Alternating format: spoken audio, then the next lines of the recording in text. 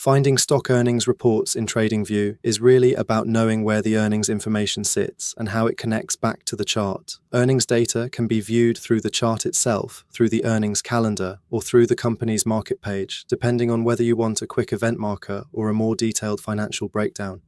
A simple way to start is from the stock chart. When earnings are enabled in the chart settings, earnings events appear along the time axis as earnings markers. These markers help show when a company reported, whether the result created a positive or negative surprise, and where that report happened in relation to price movement. This is useful because earnings are not only financial events, they can also become important moments where expectations, sentiment, and volatility change quickly.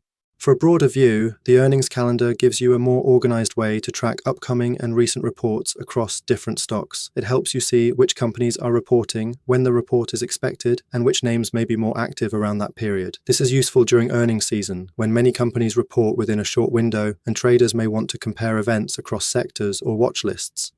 If you want to go deeper into one company, the market page is the better place to continue. From there, the financials section gives access to the company's statements and key financial data, including the income statement, balance sheet, and cash flow statement. That matters because the headline earnings number is only one part of the picture.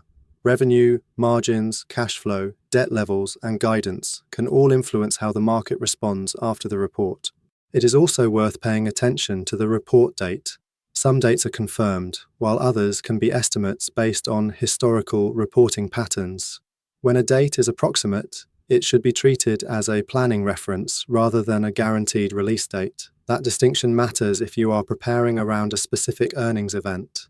In practice, the strongest workflow is to use the chart for timing, the calendar for planning, and the company's financials for deeper analysis.